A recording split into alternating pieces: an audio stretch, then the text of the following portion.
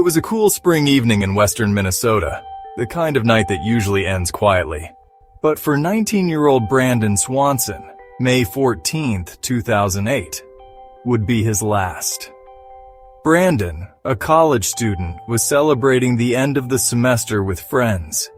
As the night ended, he began his drive home to Marshall on roads he knew well. But somewhere in the darkness, Brandon took a wrong turn. His car slipped off a gravel road and became stuck in a ditch. He wasn't hurt, just stranded. Alone, Brandon called his parents for help, his last known contact. There was no sign of a struggle, no evidence of foul play at the scene. Just a car, quietly waiting, and a young man who had vanished. The location of the car and the events that followed would create a mystery that endures to this day. The Minnesota night swallowed Brandon whole, leaving only questions.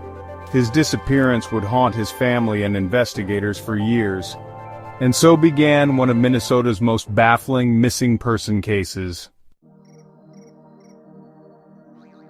At 1:54 a.m., Brandon called his parents, Annette and Brian Swanson. Calmly, he explained he'd driven into a ditch and needed a ride. He believed he was near Lind, a familiar town.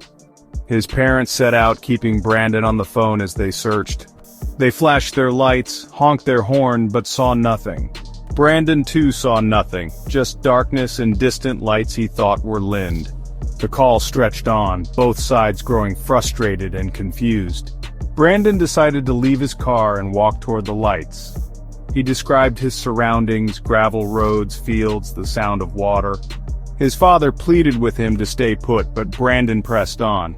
Suddenly, Brandon exclaimed, "Oh, shh!" and the call went dead. His parents called back, but there was only silence. Every call went straight to voicemail. That final phrase marked the last moment anyone heard from Brandon. In an instant, he was gone. The darkness had claimed him. At sunrise, there was still no sign of Brandon. The search began. Law enforcement and volunteers scoured the area near Lind, but hours turned to days, and nothing was found. Then, a breakthrough. Cell phone records showed Brandon's last call pinged a tower near Taunton, over 25 miles from Lind. His car was found there, stuck above the Yellow Medicine River. Brandon had been completely mistaken about his location. The new search area was vast, farmland, woods, and waterways. Hundreds joined the search, using dogs, ATVs, and even searching the river, but not a single trace of Brandon was found. No clothing, no wallet, no phone. Search dogs followed his scent for 3 miles, ending at the river's edge. It was as if he vanished into thin air. The lack of evidence only deepened the mystery.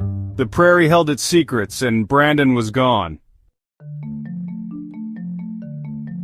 What happened to Brandon Swanson? The leading theory: he fell into the Yellow Medicine River, swept away by the current. That final curse on the phone may have been his reaction to slipping on the bank. Others wonder if he stumbled into danger, witnessing something he shouldn't have. But there's no evidence of foul play, no sign of a struggle. Some suggest an animal attack, but experts doubt it. The real puzzle: how could Brandon be so lost and leave no trace? Years later, his case remains open, his family still searching for answers. Brandon is a ghost on the prairie, a chilling reminder of how quickly someone can disappear. His story urges us to never stop searching for the missing. Somewhere, the answer remains. Until it's found, the question lingers: where is Brandon? And the prairie keeps its silence. Subscribe to DarkCode Chronicles. We don't just tell the stories, we chase the clues that everyone else ignored.